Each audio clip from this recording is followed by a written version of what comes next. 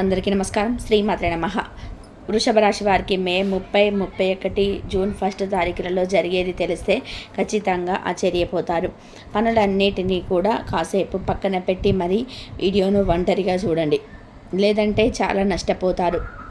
ఎంతోమంది ఎన్నో రకాలుగా చెప్తూ ఉంటారు, కానీ వృషభ రాశి వారి గురించి ఫుల్ ఇన్ఫర్మేషన్ అనేది సేకరించి ఈ వీడియోలో వివరంగా క్లుప్తంగా వివరించడం జరిగింది. కాబట్టి మీకు వచ్చే నష్టాలేంటో, ఆ నష్టాలు రాకుండా ఏం చేయాలో, మీకు జరగబోయేది లాభాలు ఏంటో, ఆ లాభాలు తెచ్చుకోవడం కోసం ఎటువంటి పరిహారాలను ఆచరించాలో ఇవన్నీ కూడా ఈ వీడియోలో క్లుప్తంగా వివరించడం అయితే జరిగింది. కాబట్టి వీడియోని ఎక్కడ కూడా స్కిప్ చేయొద్దండి, చివరి వరకు చూడండి, అప్పుడే మీకు పూర్తిగా అర్థమవుతుంది. ఆలస్యం చేయకుండా వీడియోలోకి అయితే వెళ్ళిపోదాము. వీడియోలోకి వెళ్ళే ముందు ఒక చిన్న రిక్వెస్ట్ అండి.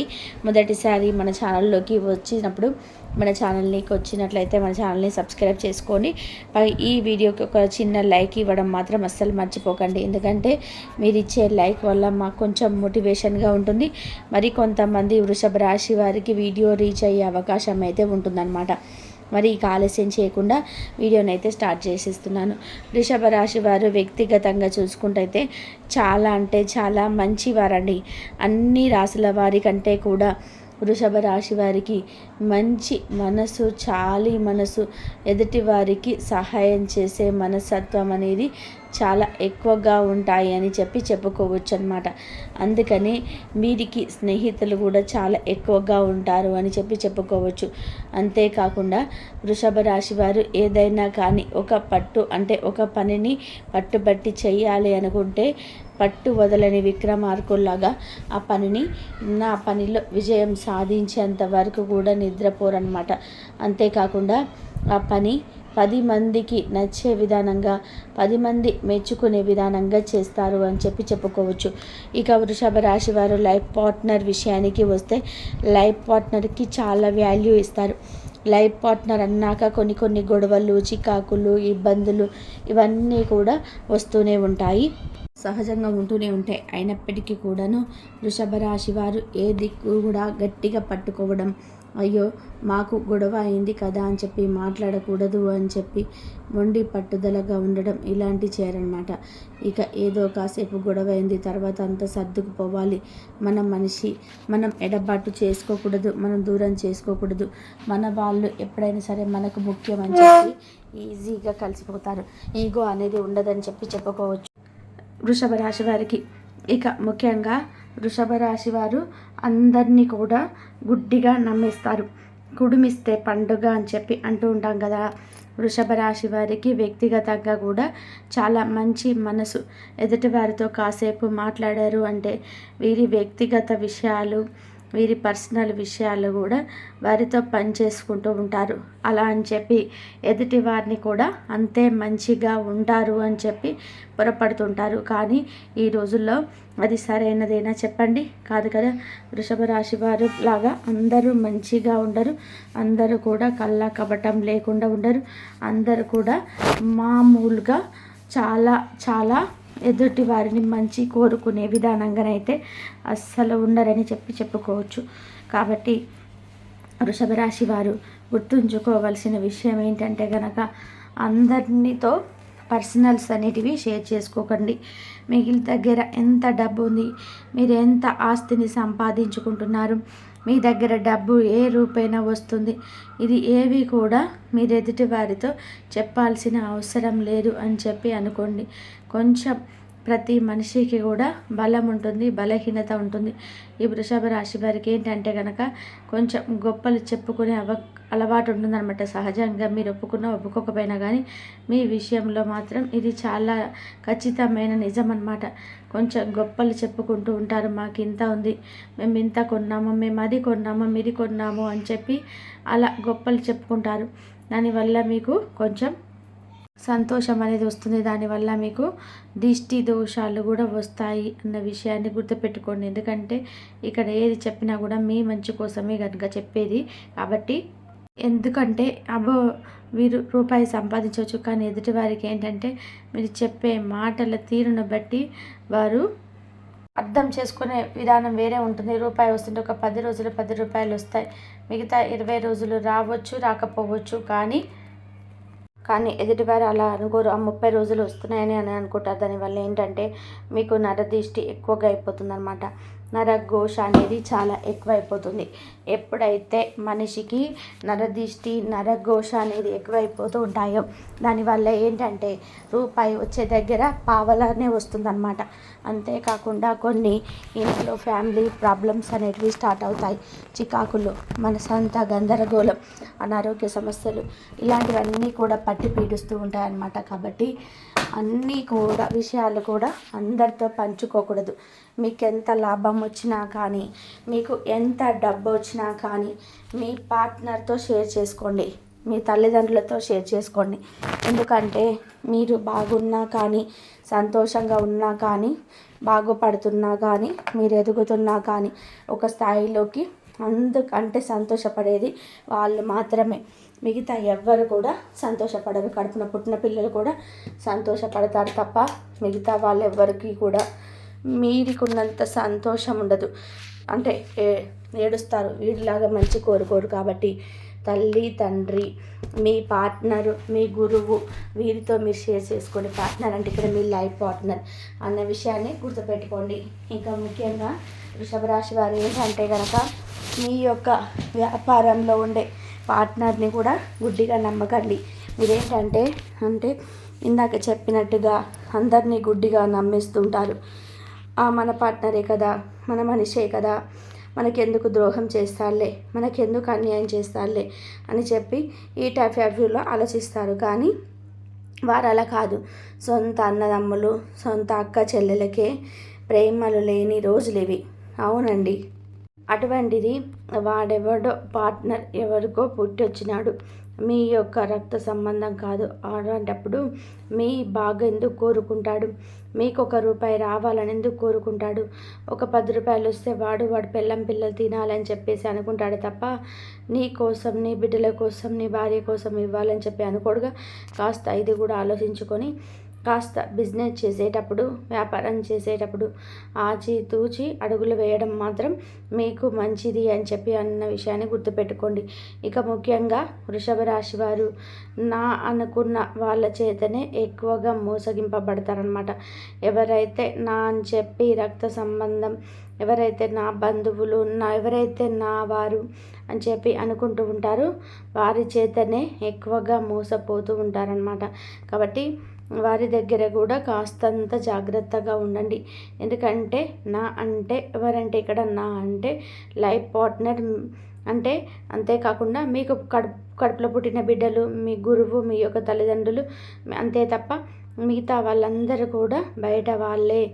ఈ యొక్క విషయాన్ని గుర్తుపెట్టుకోండి. అందరూ కూడా గుంట కాడ నక్కల్లాగా మీ ముందు ఒక మాట నోటితో మాట్లాడుతూ నొసలుతో ఎక్కిరిస్తూ ఉంటున్నారనమాట.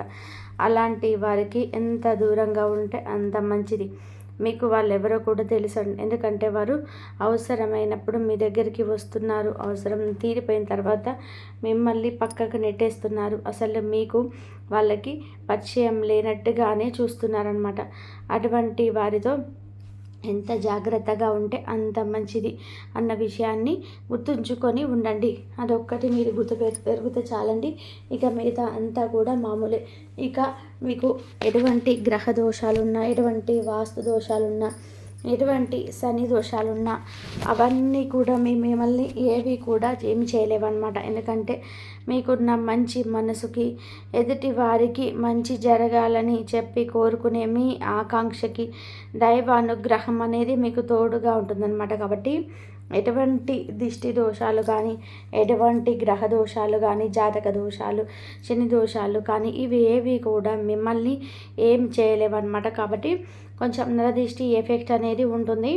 ఆ నరదిష్టి ఎఫెక్ట్ నుంచి మీరు తొలగించుకోవాలి అంటే కనుక దాన్ని ఎప్పటికప్పుడు ప్రతి ఆదివారం కూడా కుదిరితే కనీసం కుదరకపోతే నెలకొక్కసారైనా వారం రోజు ఎర్ర నీళ్ళు తిప్పి వేసేసుకుంటూ ఉండండి.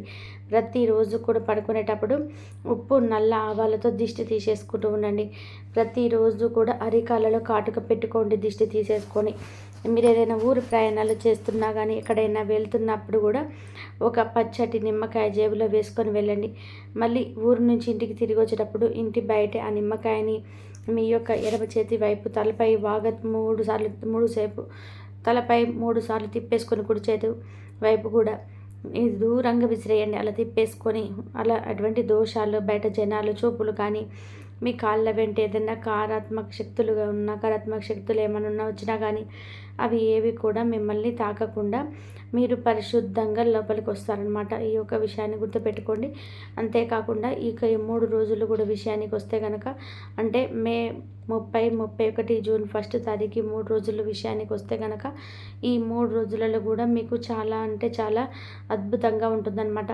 అంతేకాకుండా వృత్తి, ఉద్యోగం, వ్యాపార రంగాల్లో కూడా చిన్న పెద్ద బిజినెస్ రంగాలలో కూడా ఏ బిజినెస్ అయినప్పటికీ కూడాను మీకు ఈ 3 రోజులలో కూడా చాలా బాగా కలిసి వస్తుందని చెప్పుకోవచ్చు అనమాట. ఈ 3 రోజుల్లో మీరు ఏదైనా పెట్టుబడి పెట్టినా కూడా పెట్టుబడుల వైజ్గా కూడా చాలా మంచి కలిసిబాటుతనం అనేది ఉంటుందని చెప్పుకోవచ్చు అనమాట. ఇక ఓవరాల్గా చూసుకుంటే కుటుంబ పరంగా కూడా చాలా అద్భుతంగా అనుకూలంగా ఉంటుంది. భార్యాభర్తల మధ్య మంచి అనుకూలత ఉంటుంది. అంతేకాకుండా సంతాన పరంగా కూడా బాగుంటుంది. తల్లిదండ్రుల పరంగా బాగా ఉంటుంది. కాకపోతే కొంచెం మీరు పని ఒత్తిడి వల్ల కూడా కొంచెం స్ట్రెస్ అవుతారు, కొంచెం టెన్షన్ పడుతుంటారు. ఆ స్ట్రెస్ని, టెన్షన్స్ని తగ్గించుకొని ఏది ఏమవుతుందో ఇవన్నీ ఏది ఏం జరుగుతుందో జరగనివ్వండి అని తర్వాత చూసుకుందాం. ముందు మన ఈ రోజు చూసుకుందామన్న ఈ టైప్ ఆఫ్ వ్యూలో ఆలోచించుకుంటే మీకు ఆ స్ట్రెస్, ఆ ఒత్తిడి అనేది కొంచెం తగ్గి ఉపశమనం అనేది లభిస్తుందన్నమాట. ఇక విద్యార్థుల విషయానికి వస్తే విద్యార్థుల పరంగా కూడా చాలా అనుకూలంగా ఉంటుందండి. కష్టే ఫలి అని చెప్పి అంటూ ఉంటాం కదా, అలా విద్యార్థులు ఈ టైంలో ఎంత కష్టపడతారో ఆ కష్టానికి తగిన ప్రతిఫలం అనేది అంతా మీకు భవిష్యత్తులో వస్తుందన్న విషయాన్ని అయితే గుర్తుపెట్టుకోండి. ఇక ఓవరాల్గా చూసుకుంటే 3 రోజుల్లో కూడా ప్రయాణాలు అయితే చిన్నవి తగిలే అవకాశం అయితే ఉంది. ప్రయాణం చేసేటప్పుడు జాగ్రత్తగా ఉండండి. ఇక సంతాన పరంగా ఎవరైతే ఎదురు చూస్తూ ఉన్నారో మాకు సంతానం లేదు అని చెప్పి ఎదురు చూస్తున్నారో వాళ్ళకి సంతాన భాగ్యం కలిగే అవకాశం అయితే ఉందండి. కొన్ని రకాల సమస్యల వల్ల మీకు సంతానం కలగకపోతే అంటే PCOD కానీ, PCOS కానీ, థైరాయిడ్ కానీ ఇలాంటి సమస్యల వల్ల మీకు సంతానం కలగకపోతే కనుక డాక్టర్ల సలహాను తీసుకుంటూ మంచి మెడిసిన్ వాడుకుంటూ కొంచెం బరువు తగ్గే ప్రయత్నం కనుక చేస్తే ఖచ్చితంగా 100కి 1000% మీకు సంతాన యోగం అయితే కలుగుతుందన్నమాట. ఇక ఎవరికైతే వివాహం కోసం ఎదురు చూస్తూ మనకు వివాహం జరగట్లేదని చెప్పి అనుకుంటూ ఉన్నారో వాళ్ళకి కూడా కొంచెం గట్టి ప్రయత్నం అయితే చేస్తే వివాహ ప్రయత్నాలు కనుక మీకు మంచిగా చేస్తే కనుక ఖచ్చితంగా వారికి వివాహ యోగం అయితే కలుగుతుందన్న విషయాన్ని గుర్తుపెట్టుకోండి. ఇక ఓవరాల్గా సినీ రంగ పరిశ్రమల వారికి కానీ, రాజకీయ రంగంలో ఉన్న వారికి కానీ, ఇంకా వచ్చేసి రియల్ ఎస్టేట్ రంగంలో ఉన్న వారికి కానీ వీరికి కూడా చాలా అనుకూలంగా ఉంటుందని చెప్పుకోవచ్చు. ఇక వాహన యోగ ప్రాప్తి కూడా మీకు కనిపిస్తుంది. ఎవరైతే వాహనం కొనాలి అని చెప్పి చూస్తున్నారో బైక్ కానీ, లేదంటే స్కూటీ కానీ, లేదంటే కారు కానీ ఏదైనా కానీ కొనాలని చెప్పి చూసుకుంటున్నారో వారికి కూడా వాహన యోగ ప్రాప్తి అంటే వాహనం కోసం ఎదురు చూసే వాళ్ళకి వాహన యోగ ప్రాప్తి అయితే తప్పకుండా కలుగుతుందండి. ఓవరాల్గా కూడా ఈ 3 రోజులు మీకు ఎటువంటి ఇబ్బందులు లేవు. కుదిరితే ప్రతి సోమవారం శివాలయానికి వెళ్ళే ప్రయత్నం చేయండి. శివుడికి ఎప్పుడైనా కుదిరినప్పుడైనా సరే అభిషేకాలు చేయించుకోండి. శివుని విభూతిని నుదుటిన ధరించండి. దీని వల్ల నరదిష్టి, నరఘోష పోతాయన్నమాట.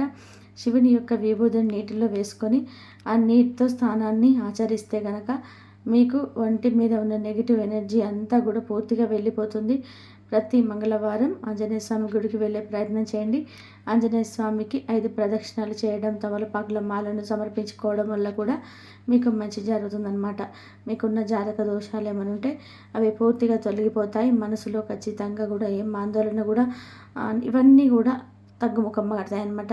ఇక ప్రతి శనివారం వెంకటేశ్వర స్వామి గుడికి వెళ్ళడం, గోమాత సంరక్షణకి ఏదైనా సహాయం చేయడం, గోమాత ఆకలి తీర్చే ప్రయత్నం చేయడం, దానాలు ధర్మాలు చేయడం, ప్రతి రూపాయలు సంపాదించి అందులో 1 రూపాయిని దానం చేయడం వల్ల కూడా ఈ కర్మలన్నిటికీ తొలగిపోయే అవకాశం అయితే ఉంటుందన్నమాట. ఇటువంటి చిన్న చిన్న పరిహారాలు అనేటివి చేసుకుంటూ ఉంటే మీ జీవితం చాలా సాఫీగా, చాలా సుఖంగా, సంతోషంగా, ఆనందంగా, ఆరోగ్యంగా ముందుకు వెళ్ళిపోతుంది అన్న విషయాన్ని గుర్తుపెట్టుకోండి కదండి. అయితే ఓవరాల్గా వృషభ రాశి వారికి ఏ విధంగా ఉందని తెలిసిపోయింది కదా. ఇప్పుడు మీకు వృషభ రాశి వారికి వీడియో నచ్చింది అనుకుంటున్నాను. నచ్చింది అనిపిస్తే ఈ వీడియోకి ఒక చిన్న లైక్ ఇవ్వండి. మీరు ఇచ్చే లైక్ మాకు ఎంతో మోటివేషన్గా ఉంటుంది. మరికొంత వృషభ రాశి వారికి వీడియో అనేది రీచ్ అయ్యే అవకాశం కనిపిస్తుంది. మొదటిసారి ఛానల్లోకి వస్తే సబ్స్క్రైబ్ చేసుకొని సపోర్ట్ చేయండి.